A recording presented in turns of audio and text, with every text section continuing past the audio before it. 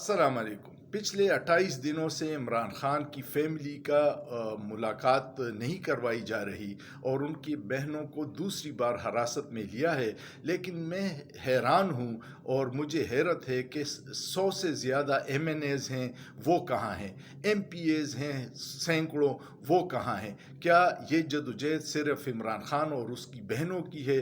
عمران خان کے نام پہ ووٹ لینے والے وہ سارے لوگ کہاں ہیں جو اب بزدل، غدار اور چھپے بیٹھے ہیں؟ ان کو چاہیے تاکہ یکجہتی کے لیے جب بھی عمران خان کی فیملی جائیں تو یہ سارے M N As, M P As ان کو جانا چاہیے۔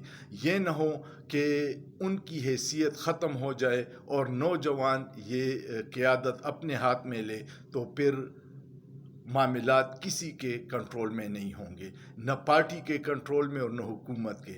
خدارہ ہوش کے ناخن حکومت کو بھی لینی چاہیے۔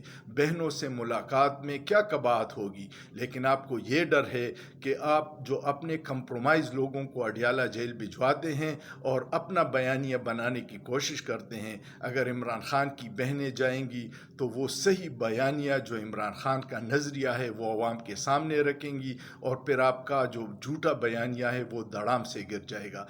سارے لوگ آواز اٹھائیے، اپنے ایم پی اے، ایم این اے پہ پریشر ڈالیے جنہوں نے عمران خان کے نام پہ ووٹ لیا تھا اور اب گیدڑوں کی طرح چھپ کے بیٹھے ہیں۔